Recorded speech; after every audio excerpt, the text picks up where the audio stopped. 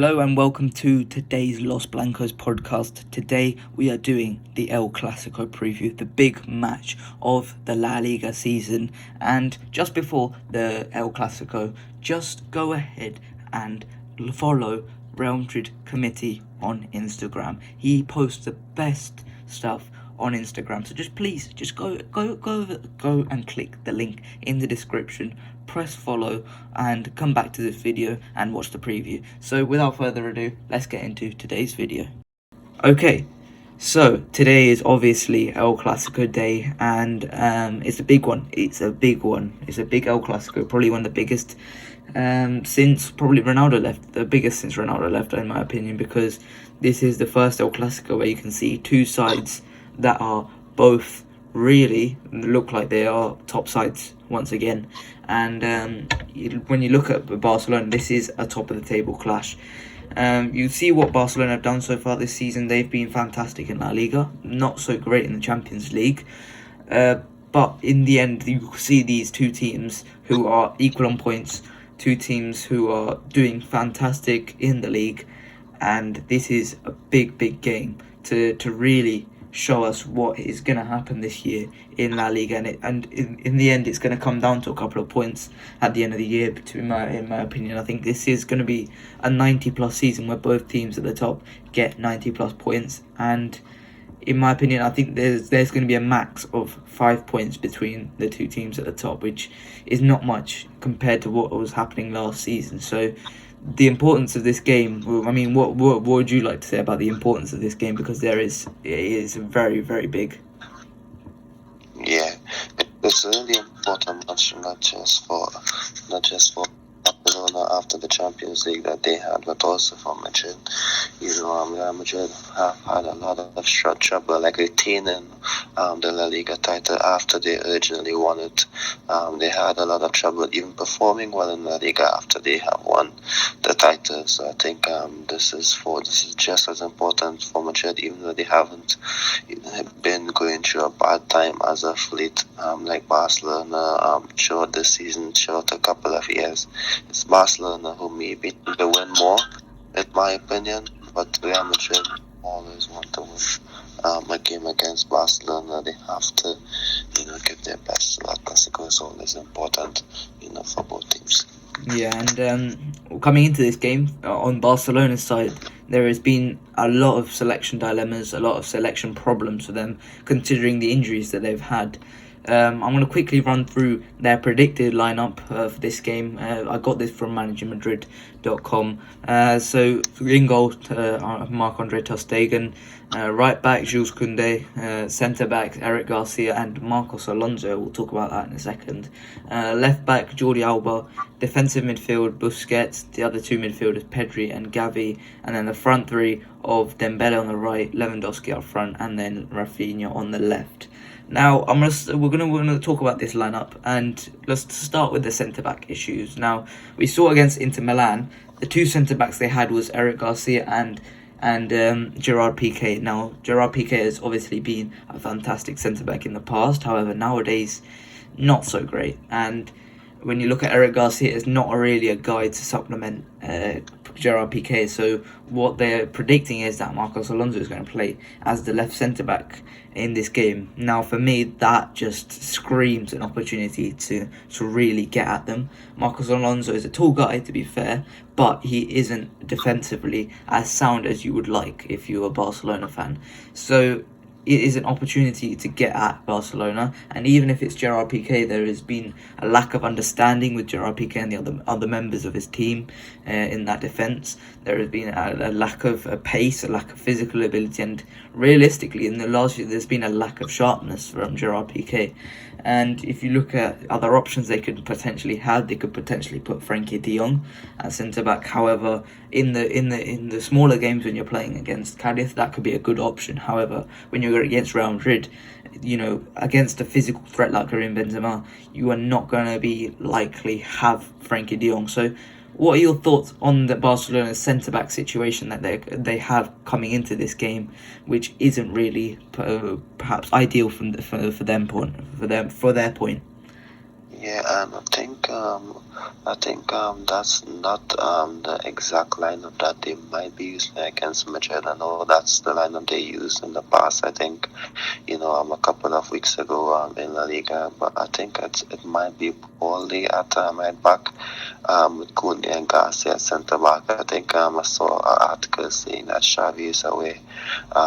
That it would be dangerous, to play like Alonso or Piqué at centre back. So he would like to see Koundé stick to centre back, and he might use Balde as a full back to handle Vinicius, due to his energy as well.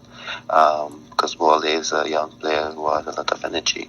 So I think that's what the latest that I saw. I think the plan was to use that lineup. That he said Xavi was a bit concerned by playing like Alonso or Piqué in that centre position, so that's why I think he might just stick with Balde at full back, who had played that position in the last few weeks. So I think he might just stick with that. However, I think whether or not Balde plays or Koundé plays at full back, I think this is a perfect opportunity for Madrid to take advantage, because Barcelona doesn't have the strongest 11. And even if it's Marcos, Alonso or Alba at left back, I think Valverde can take advantage of that space in behind that's been left on many occasions. So I think that whoever plays in defense for Barcelona, I think Madrid can still capitalize. Yeah, and we'll talk about Koundé as well. Koundé's obviously been rushed into this game. This is the first game back from injury on Jules Koundé's part. However, he's obviously going to be rushed in for this game because he's such a big player for them. And this is perhaps an opportunity for Vinicius to really get out Koundé. I don't think that Koundé is going to be at his optimum. I think that Koundé isn't physically going to be at his optimum. I don't think he's going to be in a shape to really compete with Vinicius. So this is perhaps not a Koundé that is 100%. And this is going to be something that we can look at, as well as the fact that it's either going to be Eric Garcia or Gerard Piqué on this side. I think it's going to be Eric Garcia most likely.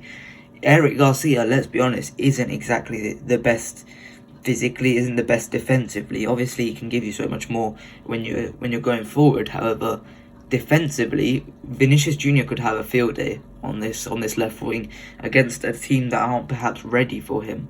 So I think whether it is Koundé or Balde, I think Balde would most likely stick to being left back if Xavi will try and put Koundé at right back to try and counter Vinicius. I think, yeah, to be totally honest, this isn't going to be, whoever plays on that right hand side isn't going to be perhaps at their best position, perhaps doing their best. I think this could be a really, really good time for Vinicius. Could have a really good time on this right hand side, whether it's Koundé or even Sergio Roberto, who perhaps he is a natural right back. However, he does like to occupy higher positions. So I think this is perhaps a good opportunity for Vinicius to get in behind. But one player I did want to talk about is Frenkie de Jong. Now in midfield, we've seen Frenkie de Jong in midweek. He had a good game against Inter Milan. I thought one of Barcelona's better players. I think Frenkie de Jong could have a big say. And while Xavi hasn't been starting him from the beginning, I think if Barcelona have any success from their game, they're going to have to look to Frenkie de Jong because of the control he possesses, because of the physical barrier that, you look at Busquets, he can't run back. However, you put Frenkie de Jong in that position, I think he can do that. And ultimately, I think that could be a problem for Real Madrid. But so what do you think Frenkie de Jong could do in this game? Yeah, I think he would do a better job than Busquets, in my opinion. I think he has a lot more energy. He's a bit more mobile. And remember, in one of the latest Clásicos for the Super Cup, it was Busquets who lost the ball that led to the Vinicius goal, because I think he was just a bit too slow, a bit too lackadaisical. So I think the young, he has something to prove. He has a lot of energy when he plays sometimes. So I think that he would definitely want to keep things ticking for Barcelona. I think that's something that Madrid need to keep an eye out for. Yeah, 100%. So let's go through our Real Madrid starting lineups. The only reason I haven't gone through that front three is we're going to talk about that now. In goal, now this is probably one of the biggest problems in my opinion. Thibaut Courtois is not available for this match, and we've known this for the last few weeks that Thibaut Courtois hasn't been available for the last few matches. However, we thought he was going to be available for El Clasico. Now it looks like Lunin is guaranteed to start this game. It's unlikely it's going to be Lucas Canizares or Luis Lopez. However, this could have a big impact, not just because it's Lunin in goal and we have a worse goalkeeper. It affects the rest of the team's mentality and how they attack and defend. I think that the back four, they slightly want to drop off a little bit more because of Lunin in goal. They want to give him a little bit more protection, and as a result, the midfield three aren't in a position to go forward. They'd like to come back a little bit more, and then obviously that means that it's either the front three are isolated or they need to drop back as well. And as a whole, the team drops back one step. And that does have a big effect. It does change the whole mentality of the team from having a higher line to probably a low block in this game, which we knew we were going to do. Even with Lunin or Courtois, we were probably going to have a low block with the transition in this game. I think that this could be, perhaps cause a lot of problems on our side. So what do you think Lunin could have problems in this game? Yeah, he's not as dominant in the air as Courtois and Barcelona have been sending in a lot of crosses, a lot of dangerous balls into the box, especially with Lewandowski there. They finally have a striker who we can beat those balls. So I think Lunin, he isn't as dominant as Courtois, and what Madrid should do is they should have Odegaard centre back. He's a leader. He can calm things down. He speaks to the players. He can speak to Lunin as well. I think we need him as centre back for this game. I think it's going to be important that we have those dominant figures at centre back. To help Lunin out. I think it would make him feel much safer. Guys who can cover the ground. So that's what we need. Confident guys who's good on the ball, who portrays a lot of composure when they're in possession or they're out of possession. They can make those last ditch tackles. I think if a goalkeeper sees his defense doing well, he'll be more confident. And so that's important. I think that's exactly what we need. Just a lot of no nonsense defending, a lot of good possession when we have the ball, because Barcelona does pressure high. So I'm honestly looking forward to seeing how we do, and I think it's a challenge for him. And if it's one thing I would say is, he deserved his opportunity, to get a start today. If there's one player who does, it's him. He's been waiting so long for, maybe some sort of consistent footballer to feel important. We went out on loan, barely played, came back, played one game for the season 1 year, then 2 or 3, 4 last year. Now he's playing a bit more consistent. I think many fans wanted him to leave to get some game time. I think this is a good opportunity for him, to get some suitors so we can, send him out on loan to develop his career, in my opinion. If there's one player who I think is the moment when Courtois got injured, it's him, and I would have hated for it to go to another older goalkeeper like Ospina, who maybe just comes in for one season. So it's his moment, and I hope he does well and takes the opportunity, because you never know what it can do for him. Yeah, I mean, you can say all that. I think he does deserve the opportunity because he's been waiting so patiently. He hasn't gone out on loan like many keepers would have asked to do so. However, there is a difference in such a big game. I think you don't exactly want Lunin playing in this game, even if it's just for opportunity. I don't think in a game of this importance for our season, it's perhaps not what you want. And although he does deserve it, I think over the last few games he has shown shakiness, and it's not exactly a source of comfort for us going into this game. So let's talk about the right back. Dani Carvajal is going to be, I assume, both of our picks for this position. And I think, well, we would talk about the two wingers that Barcelona have. Two right wingers essentially, and whoever plays on the left is less effective, and that's how the story has been this season so far. And it's most likely going to be Rafinha. However, I think that Danny Carvajal can get forward in this game ultimately because, like I just said, the left winger is much less effective on the left than he is on the right, and I think that could be a big problem for Barcelona. So, what are your thoughts on the right back situation and whoever he's coming up against? Well, you never know. Maybe Fatih might get a start. Of course, things are a bit unpredictable on many occasions. However, Carvajal has had a good season so far. Better season than he did on last year. He has a bit more faith from the fans, especially after the performance against Luis Diaz in the Champions League final.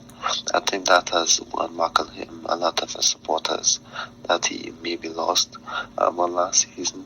So I think step by step he's been getting back to his old self, especially with him falling into the rotation a lot. So that's important for us, to see him getting back to his best. I think the key is rest him, introduce him, and manage his minutes. So I think we can expect another solid performance from Carvajal. However, I think it would be good if Rafinha plays against him. I think it would be so much easier for him. Yeah, 100%. Let's talk about the centre backs. Now, you spoke about the aerial dominance. I think this is going to be a big problem for us because Barcelona, they like to swing in the crosses. This is not something that you would have expected of Barcelona come at the start of the season, but they just love to just spam the crosses into the box from Dembele, Rafinha, Alejandro Balde. They all love to just cross it into Lewandowski, and obviously they've got the aerial threat in Lewandowski. So for me, these two centre backs have to be aerially strong, and the reports have been that Rudiger is most likely to start. So for me, I have to go for Rudiger and Militao. Militao's been fantastic, and for me, he's been our best centre back so far this season. And after Rudiger's heroic performance midweek, I think it would only be fair. Obviously, we lose something in dropping Alaba in that we'd have a little bit of that organisation lost. However, deep block defending, which is what we're going to have to most likely be doing in this game, I think these two are probably the best aerially, best in the box, the better than Alaba. So for me, I think these two have to start. And really, in terms of what Lunin lacks in terms of aerial dominance, I think these two can recover back. So what are your thoughts on the centre back duo? Yeah, I share the same thoughts as you in terms of why we should select Tony and Militao. I think they would do really well together.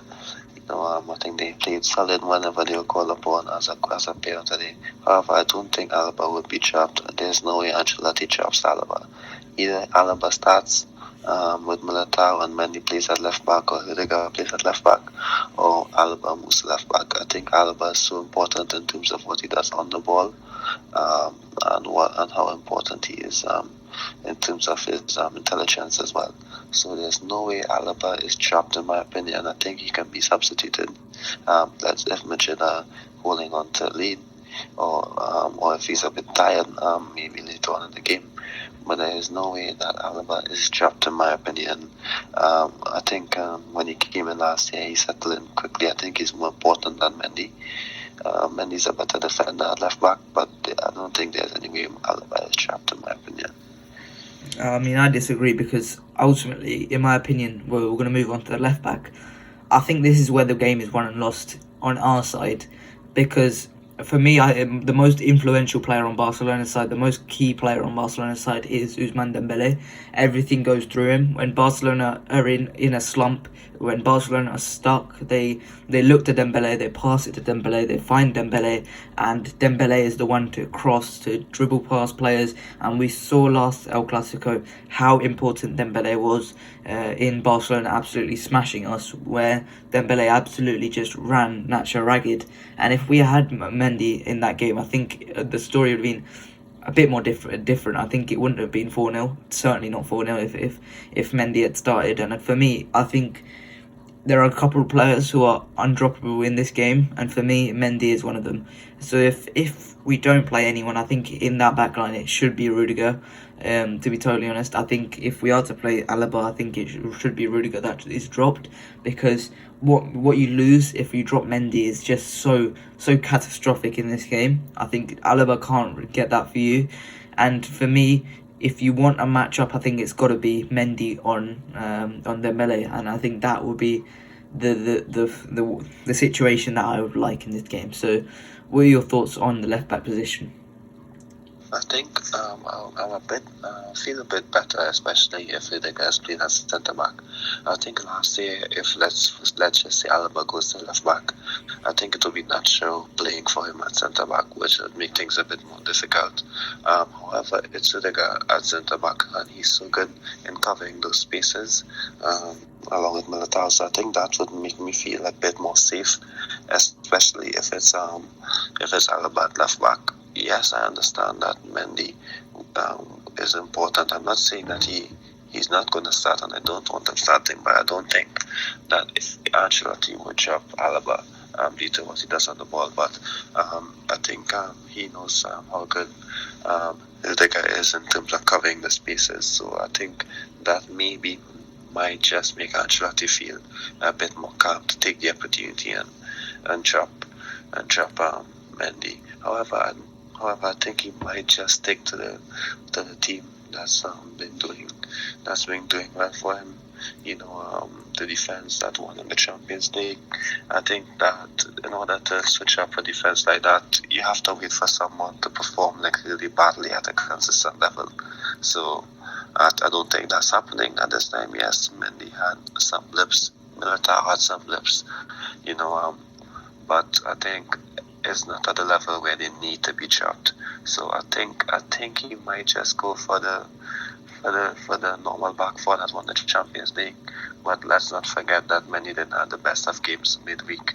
So it's a bit technical to see who's going to be dropped. However, we have options, which is important, something that we didn't have last year. We were sweating over an injury to one of the defenders on last year. If one's having a bad game, we can make a substitution and see how it goes.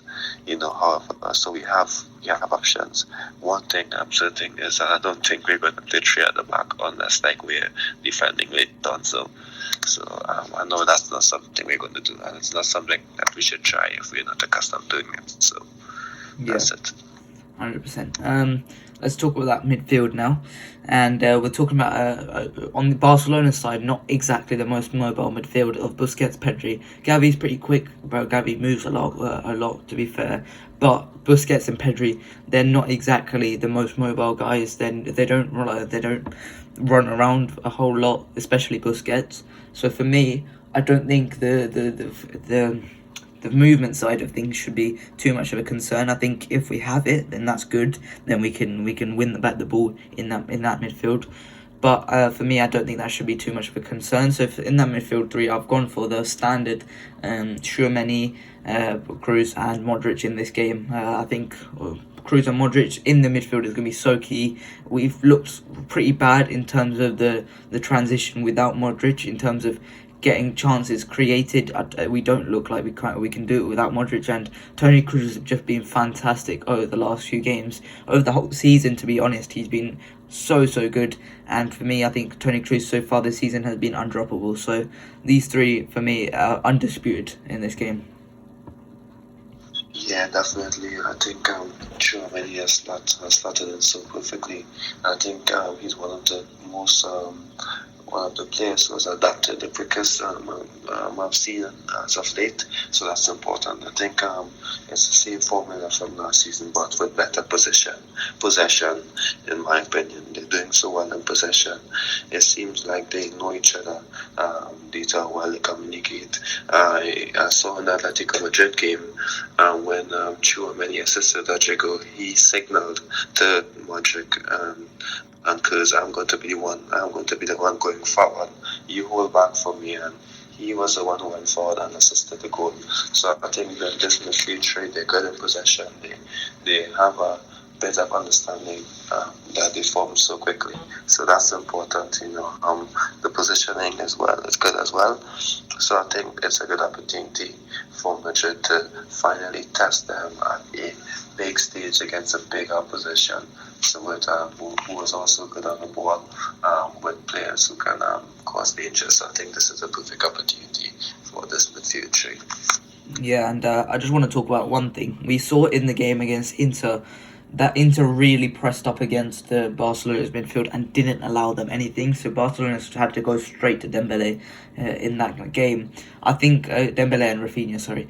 And that is something I believe we should be doing in this game. I think we should ultimately have our midfield right up against Barca's. I think Tchouaméni should be right up against Pedri. I think the right wing, I think we both have Valverde. We might as well talk about Valverde as well in this.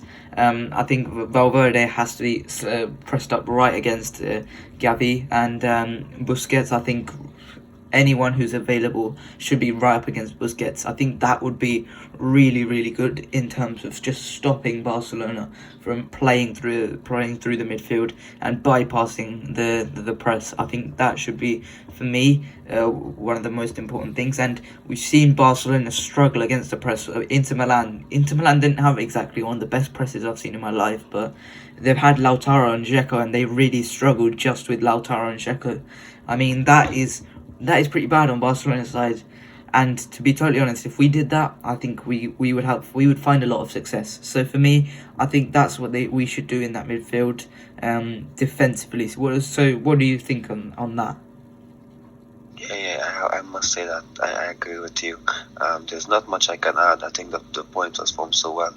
I think it's an opportunity we saw against not just Inter in the first leg, but in the second, not in the second leg, the second fixture, but also the first one as well. We saw how good Barcelona was in the league. However, when they're up against quality and teams that can hit you or teams that can make quick movements and be so direct and clinical, they struggle. I think we can definitely cause that danger, even better than Inter, in my opinion. Our attackers are more versatile, a bit more direct on occasion, so I think that we can cause more danger, especially if utilised correctly. Yeah, and one last thing on that midfield. Inter Milan did not have Marcelo Brozovic, who is normally the guy to lead that press in the midfield.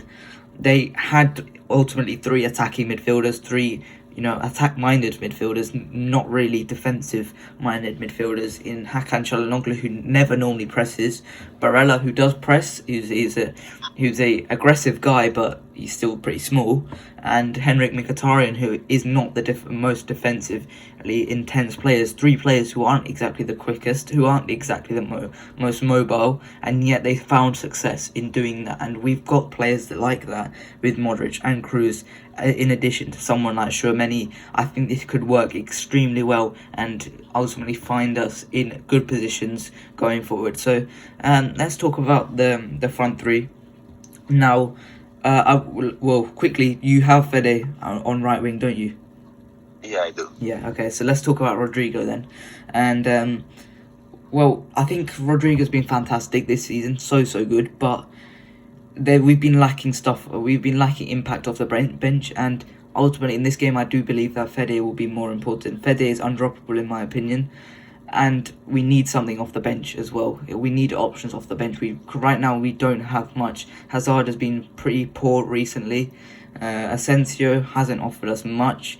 And ultimately I do think that Rodrigo off the bench will be really, really key in us if we are losing or drawing come the end of the match. So I think Rodrigo off the bench would be really important. Not only as well, Fede's pace against someone like Marcos Alonso or Jordi Alba, who is most likely going to play left back.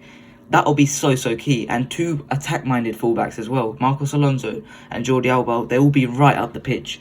Fede will have a lot of space to deal with on that left side, and whoever's going to be covering in for those two is either going to be Eric Garcia or Gerard Piqué or Jules Koundé. I don't think they will be in a position to really defend against Fede Valverde. So I think they will have a lot of fun. And if it is someone like Jordi Alba or Marcos Alonso, Fede can track back. Fede will track back and really help us defensively as well. So I think this will be really, really good for us to have Fede on the right wing, and I think Rodrigo off the bench will be important as well. So what are your thoughts on Fede on the right and Rodrigo on the bench?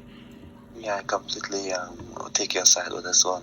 I think Rodrigo has been better off the bench. He's had not had the same role like he did in the last season. He's a bit more as a number 10 on occasions, which has helped him a lot, to be more involved and not just be invisible, especially if he's struggling out wide. So I think if he starts, it's not a bad thing. However, I think this is a formula we had in last season. This is a formula we have when it's a big game. Now that we have all of our players available, I think we should stick to it. Let's dominate the midfield, let's dominate the games with those second ball, and Valverde is key to that. I think Rodrigo off the bench, yes, we have lacked a bit off the bench as of late, so that's why Rodrigo, I don't think it's called being trapped, I think it's called utilizing him efficiently and effectively in what's best for him. So I think we have Rodrigo, Camavinga, Asensio, are the three guys who can make an impact off the bench. So I think that's it. We have to know exactly when to introduce them, because Hazard, like you said, hasn't been up to his best standards. Ceballos is injured, who could have come on and make an impact. So it's hard. So I think it's Rodrigo, Camavinga, and Asensio. Those are the three guys who I'd be looking to off the bench to give us a spark in midfield or attack, if needed to. Yeah, 100%. And let's talk about the striker, the main man, Karim Benzema. When you look at what Lewandowski's doing, what Benzema's been doing this season has been pretty tame. However, this is a game where seasons can reignite and seasons can change, and I believe that this is the game for Benzema to really show his dominance just before the Ballon d'Or, just to give him that one final push. Hey, I still deserve the Ballon d'Or. I'm not just a one-season wonder, which I know most Madridista fans, we realise, but other fans don't. Other fans do not realise that, and I want Benzema to have a good game here, and especially because he will have opportunities to really show what he can do. He will have opportunities to score, in which he's been struggling the last few games. It's against the deep block of Shakhtar, where he really couldn't really do much in that game. He was largely ineffective. The 1-2s just weren't working in that game. I think they will work in this game. He will be used as a springboard. Last time we played against Barca, he wasn't there, and you saw the impact. We couldn't get out of the defence. He would have to drop deep, and we've seen what the right winger Fede and Vinny Jr. can get in behind, and this will be so big for Karim Benzema. If he can score in this game, I think this will be huge for him. So I don't whether he will score is another issue. I'm not sure what's happening to him in terms of his finishing. However, he's just going through a bad patch in my opinion, and I think he will come through this. So what do you think of Karim Benzema can do in this game, and do you think he can get back to form by scoring in this big game? Yeah, I think it's important that he does for Madrid, who he hasn't been firing as much this season.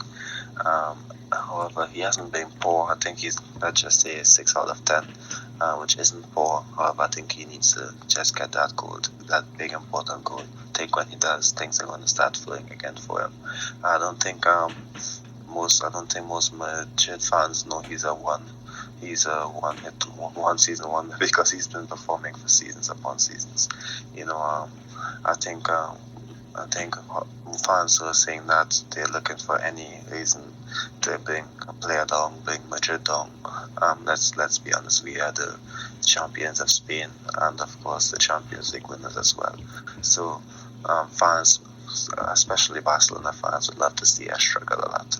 I think, but if I'm being honest, I think Benzema, he can definitely contribute more than Lewandowski. If Benzema doesn't score, he can get 2 assists. So I think that's not the same for Lewandowski, in my opinion. If Benzema doesn't score assists, he can maybe contribute to the build-up in the goal. And yes, Lewandowski can contribute as well, but I think the Barcelona's game, I think, is built more on Dembele than Lewandowski. And I think that Benzema, he can definitely do more than Lewandowski, who is a fantastic player. It's just my taste in Benzema as a player at this time in particular. Maybe 4 years ago you asked me a question, I gave you a different answer, but now I think Benzema is better. Now I think he contributes more. And the good news is that Vinicius, Sergio Valverde, they're all scoring goals now. So pressure's not on Benzema to score. I think he can do well. And like Benzema always say, I play for the people who enjoy football.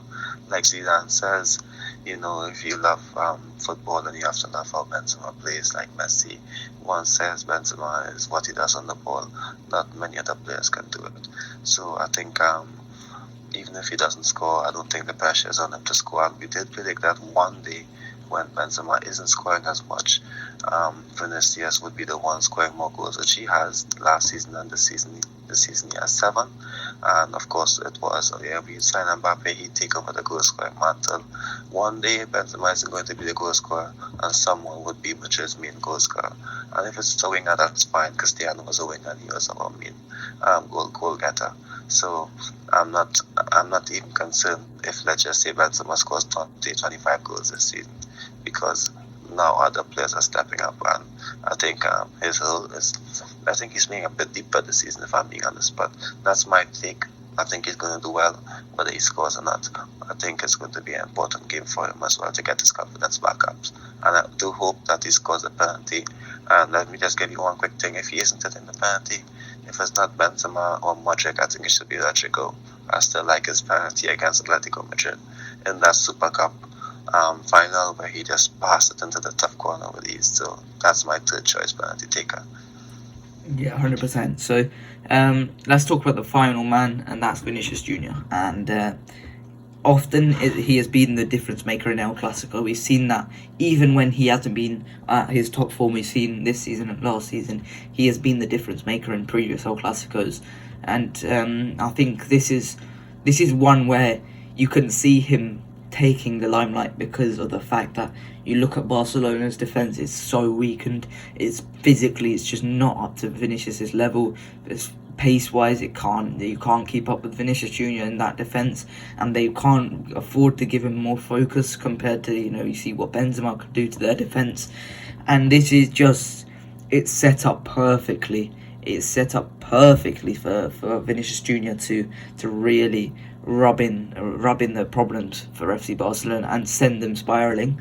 And I would love to see nothing more than Vinicius sending Barcelona into chaos, into anarchy in this game. And to be honest, I would absolutely love it.